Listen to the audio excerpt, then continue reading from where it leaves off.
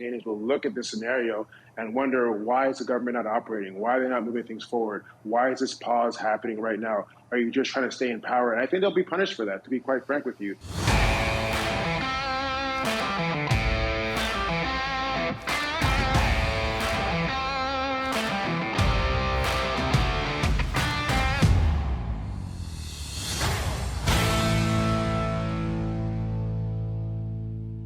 The mainstream media seems to be finally starting to pay attention to what's going on in the House of Commons, and Canadians are starting to hear terms they may not be familiar with, such as prorogation.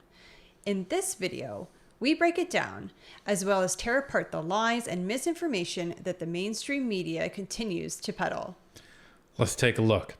Scott, talk strategy if you could for a moment. The Liberals decided to vote against this motion. It's, of course, non-binding. It was not a confidence motion. Minister Karina Gould, the government House leader, told me they're still open to discussions, but it feels like the Bloc doesn't think it's going to move. No, I don't know why the Bloc would think the government's going to move, and I don't know why the government would move now that it decided to play its cards the way it did. So, I mean, it's a challenge for the government in the sense that it means there's only one rope left that they swing on to keep this parliament alive in terms of opposition partners. That's the NDP now. But I don't know how the two parties come together. And, you know, Blanchet knew where he was drawing the line. I thought it was sort of peculiar this week. He says, I'm drawing this line here. It's in ink. Don't dare try to cross it. Okay, you crossed it. I'm drawing it again and daring you not to cross it again. I think, you know, that debate's over. So I think you pretty much have to operate that you can't, on the assumption that you can't rely upon the Bloc if you're the government for the balance of this parliament. So what are they talking about? They're talking about the motion last week that we previously discussed that was trying to force the Liberals to take a stance on whether they were actually going to support their demands or risk the Bloc trying to topple the government. And this guy, Scott Reid, he's a Liberal. Let's just put that out there, if that wasn't obvious enough, and if you didn't know that before. And this is where the gaslighting in this panel just begins, because he's trying to pretend, well, you know, I'm very confused as to what the Bloc was doing. You know exactly what the Bloc was doing, because we have talked about what the Bloc is doing, and the Bloc has admitted what they were doing, and they admitted it last week, and this panel happened last night. So you absolutely know what they were doing. So don't even try to pretend that you don't. That's why I think we're probably headed toward a prorogation eventually. Yeah, okay, that's my double-barreled question to you, Kathleen. It puts all the cards in the NDP's court at this point. What do you anticipate they do with that? And do you think the government should prorogue from a strategic perspective? So I said last week, and I stand by it, I think the Bloc misfired completely on this motion. I think that New Democrats will try. It does take 3 opposition parties to topple the government, and I think that New Democrats will have lots of opportunities to try to seek things and use power when they have it to make life better for Canadians. They've always done that. They've done that for 100 years. What does that mean? Like, so what are they going to ask for? We know that pharmacare has passed. So they want to get those deals done with the provinces. They want to move forward on some of the legislation. They could ask for other things like electoral reform. We don't know where they're going to go exactly, or I don't specifically know. But there are clear asks like getting those deals done, getting pharmacare actually concrete in the provinces so people feel it and get some relief on terms of those bills. I don't know if this lady is stupid, or she's being obtuse, or what. Either way, everything she's saying is completely out to lunch. Well, I think we discussed last night on our live stream that it doesn't actually take all 3 major opposition parties to bring down the government, because right now, according to ourcommons.ca, the Liberals have 153 seats. Let's say 154, because we know that Rodriguez, even though he's an independent, is probably going to vote alongside with the Liberals. So we'll call it 154. The Conservatives have 119, plus the Bloc have 33.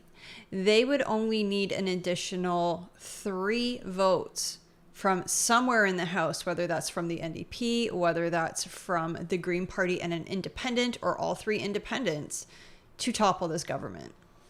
Now, that's if the NDP abstains. If the NDP votes with the Liberals, then that's a different story. Yeah, different story. Nobody can beat it because that's a majority. But if the NDP abstains from voting, then the Conservatives, Bloc, and either the Green plus one independent or all three independents can bring down the House.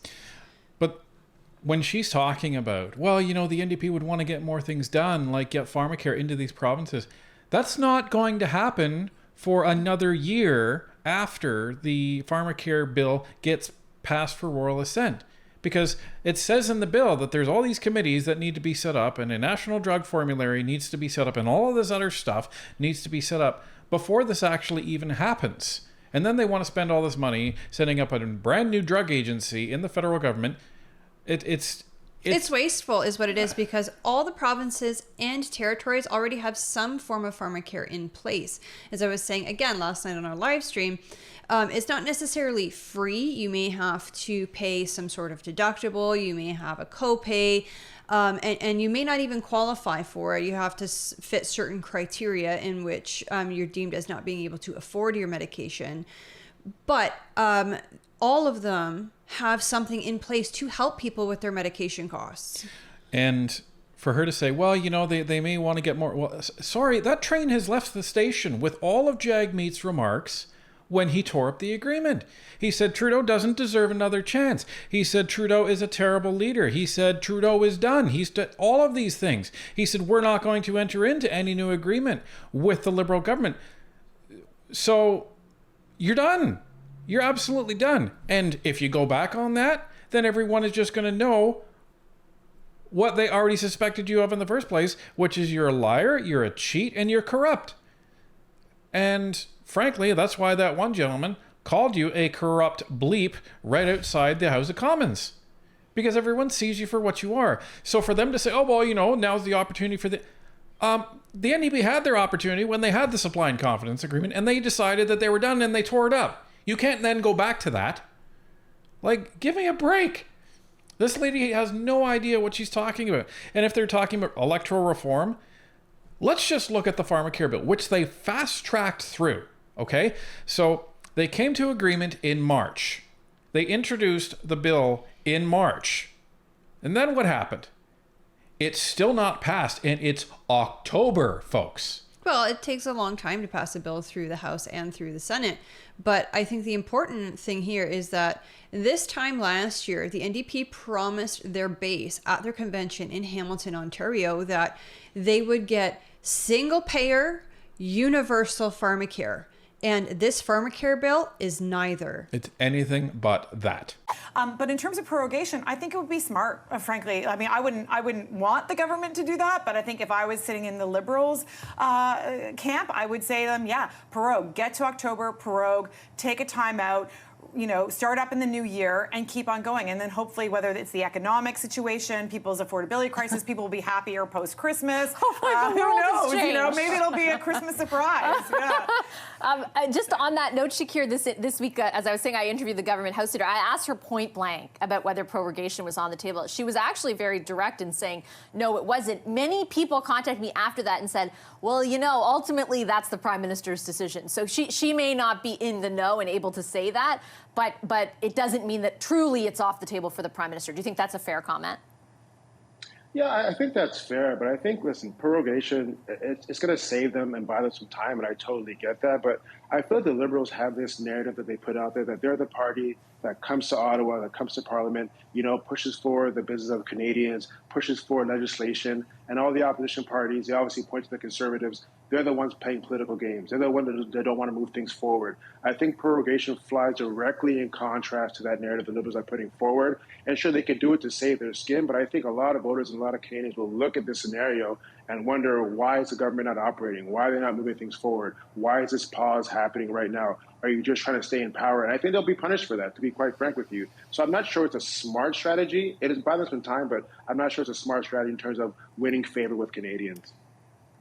I feel like the calculation, Scott, is certainly, as you know, as Shakir pointed out, the basis of the contrast they've tried to paint with other parties, particularly the Conservatives and the Bloc, even to a degree, in the past few weeks has been, we're here working for Canadians, they're just playing politics. But when your livelihood is at stake, I feel like they're going to live with the consequence of the backlash from that, rather than an immediate defeat if they went to an election. Exactly. When you see somebody chiseling your name into a gravestone, it has a way of focusing the mind and perhaps changing changing the options available to your House leader. Like I hear what Shakir is saying. I don't remember the Harper government getting all high and mighty about how prorogation would be a terrible thing and just delay the inevitable. But I do think for the Liberals, there's an added question, which is if you're going to be forced to move into a prorogation at some point, what do you use that time for? Is it just to delay the inevitable or to try to improve your fortunes? So if you're going to move to it, like I think you bring in a fall economic statement, you invite a confidence vote, you put enough in there that the NDP do support it,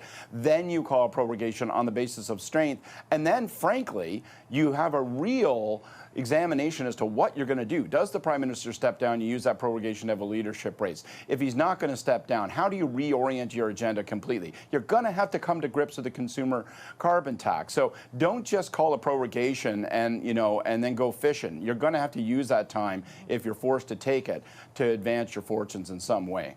I get very upset when the mainstream media not only repeats these talking points, but also permits their speakers to repeat these talking points about how Harper prorogued Parliament and blah, blah, blah.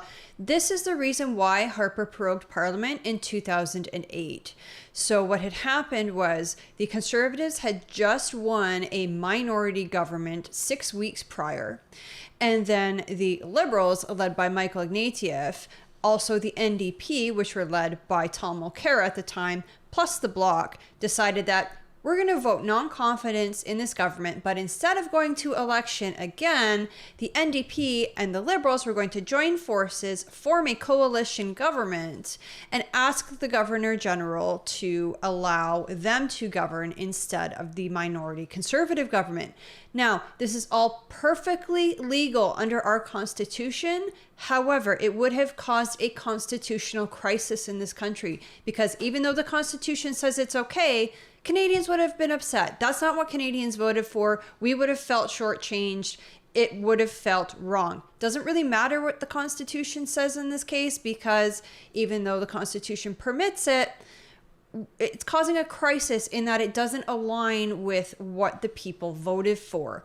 So in order to prevent this constitutional crisis, Stephen Harper prorogued Parliament, and in the time that it was prorogued, Michael Ignatieff stepped down as leader of the Liberals, and then they chose a new leader who had no intention of forming a coalition with the NDP.